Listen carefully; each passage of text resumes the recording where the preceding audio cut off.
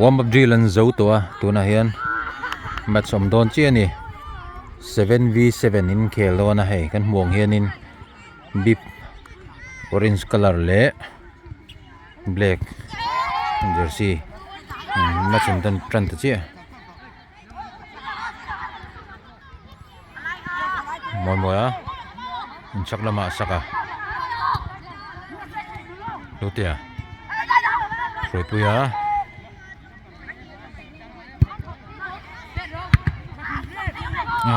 Samuel Ezra te rồi puya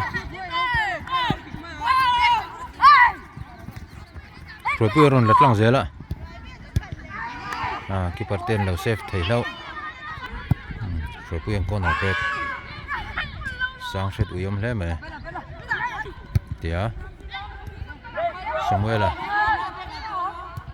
Begas mangaya pele kota Ambrosa ding lama Samuel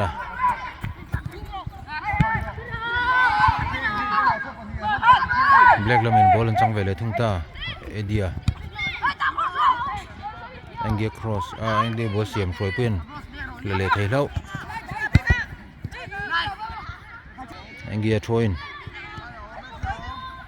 je na daran na lo adung headman lo darin lo sia moi ron chuak thakop mai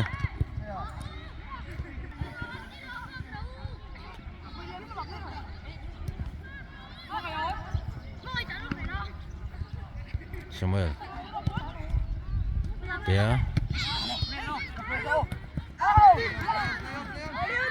Cleo na tia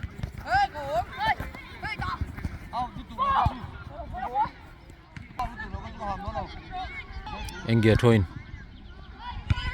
jen lo he ta waru chu folom tlat mai orange lamin rong kick don ne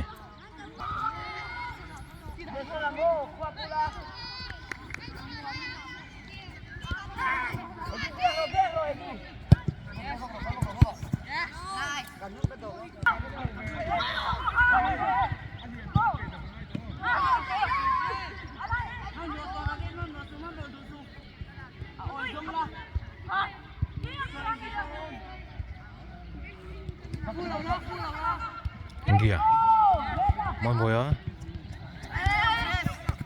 Ambrosan lo chang vele thunga orange lamin mangaya kita sira mangaya thoina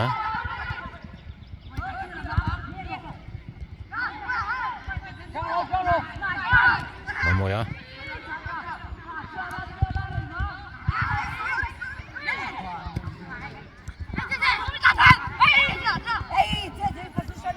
Ambros keeper tea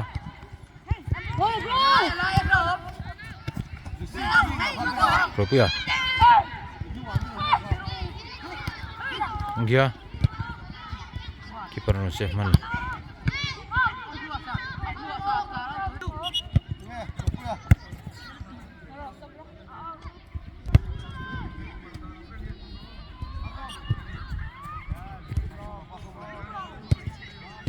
Isra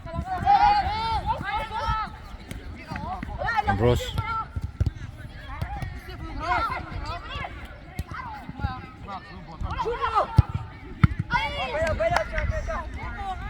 Black lamin corner pet dona shoi puya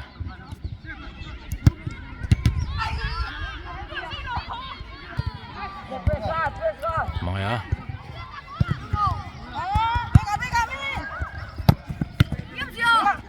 Ambros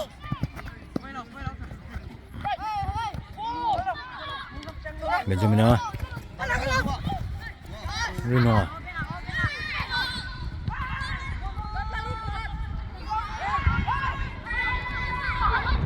Saka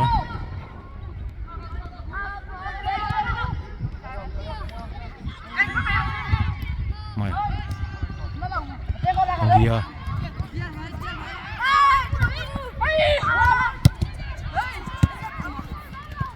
India DJ Samuel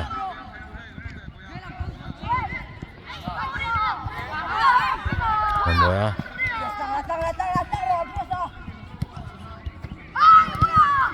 Moya. Score trap.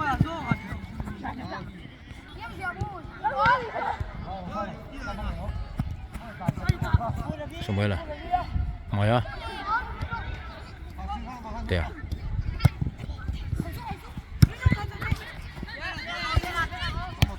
Isra.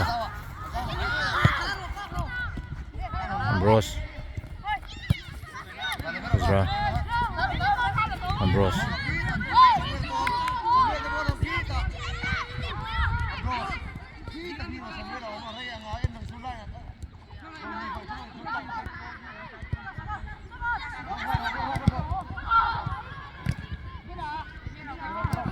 Again. JJP ya. Dia. Siapa ya?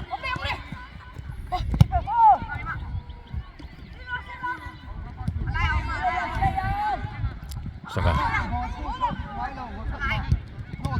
Momo ya. Ambrose. Ini. JJ. Ambrose. Back mana kiper? Samuela. Enggi. Enggi ron sergol klub mai tu ingkela. Gol mas seberan tani. Benjamin starta. Kiper in tlaga anti tralelok don ni.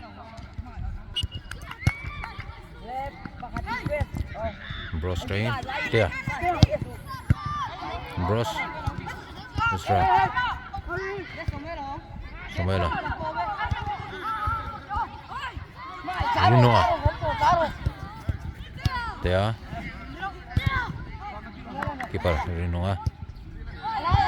Samuela. Rinoa. Ambrose. Isra. Benjamin. Samuel. Ambrose. Rinoa. Ambrose. Enggia.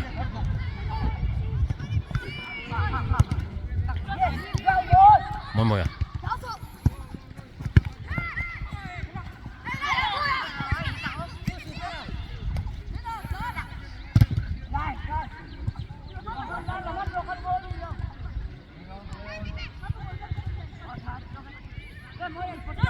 Kiper luten per turun zong deu vang vang a. Per turun vang deu lek ni. Naya Enggia pile pot da.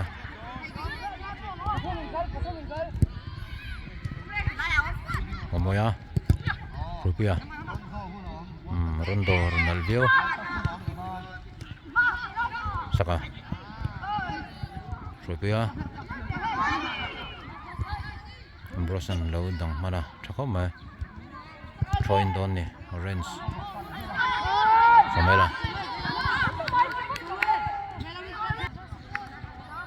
Ambros. Dia.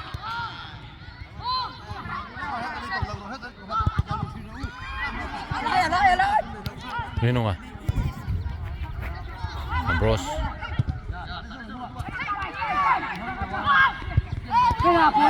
Momo ya. Oh, back pass keeper nen miscommunication goal tatlat dikhan 1-1 hani pressure and petra orange black and start village ya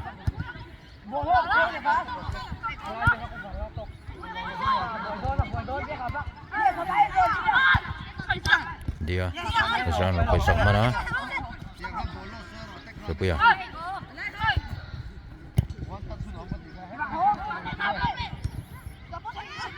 Enggia.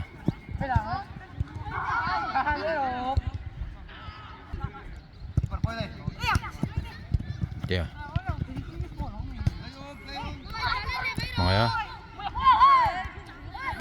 Momen susah mana Enggia.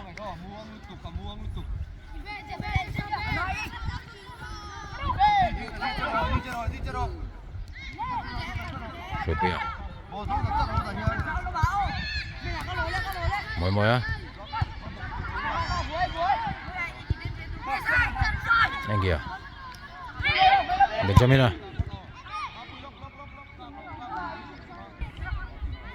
Sumel à.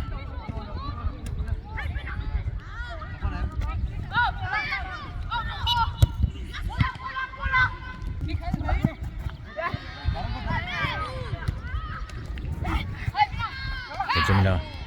Dia. Ambrose. Rino. Sumela sirna ma. Ambrose. Isra. Benjamin à.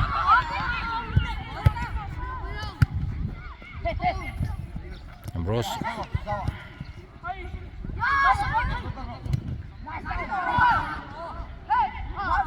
Isra. Dia. Maya.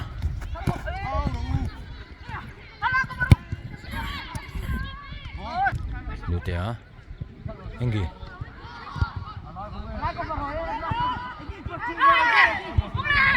Jeje.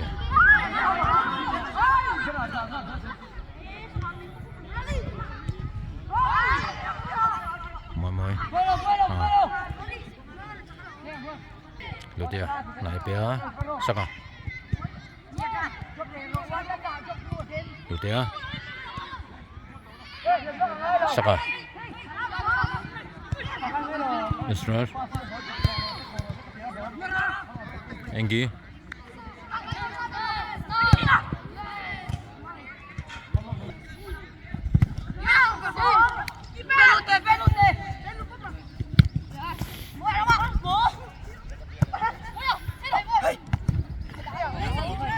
Enggi. Rupia.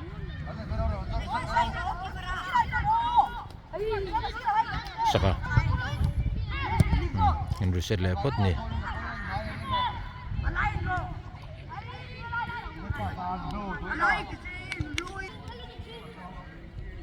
Ambrose.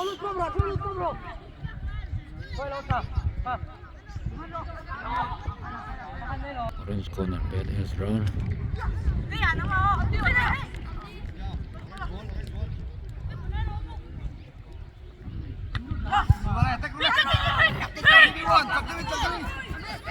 Counter attack Black lampangin. Ang iba score tatlat may.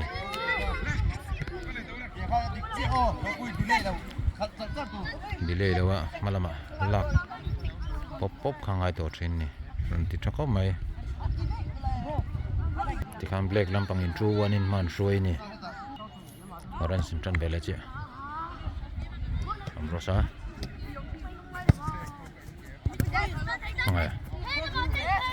Maya shot awa telu lem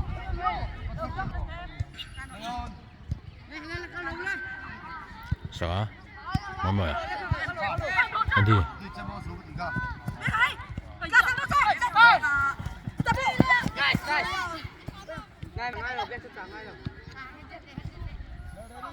Rupia Samuel Ngoài Tê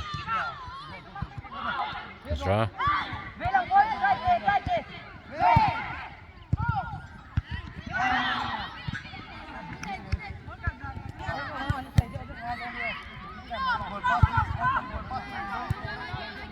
Saka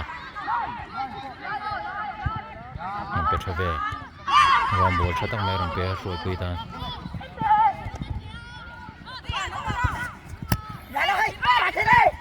Dia Samuel orang gol Traviau dia yang dia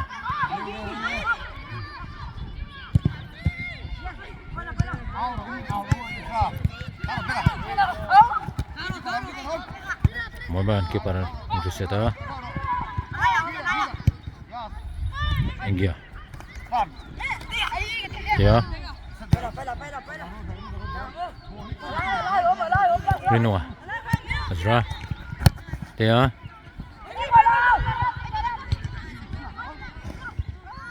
Dia number slide Sakman Chop mai haju body shot lo het chuak lo mai Ezra samai la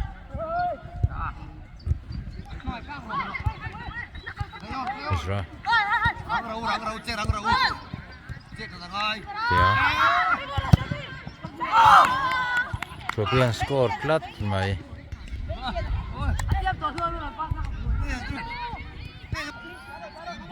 Orange chân về lại chưa ball guard chata poi mo ko mai kha sarin shin hala ni ke velam panga ball in lak chon ding la pangin le kutin in ka tanga ke ding la pangin lak chon ke velam pang le tak sa velam pang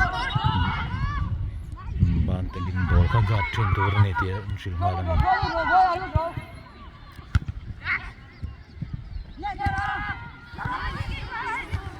jadi engge het jajan uma te na lo rol mana Ngarang cross thait lam me jajan moi lo ga score te ga tuna po kan jaji kan top san mai le na fine ngar wang defender te tan po khanin bol chak em ne pressure pitcher char me khang kha poi mo ka chu ne to lo nga ma ko phato long ti hin thla da ringot hi ai chuanin boom zel pressure pe kilo poi mai em ne Sophia Troina Jen hết xuống lâu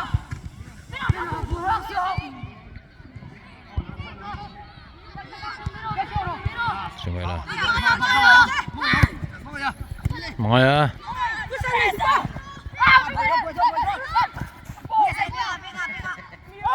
Sophia Ambrose Sophia Ambrose à Ambrose shot một goal tao về keeper lâu thụt chất này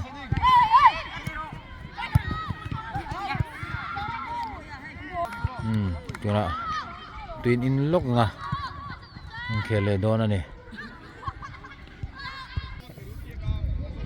half time mang mega scan over kir le do na mulam le khopang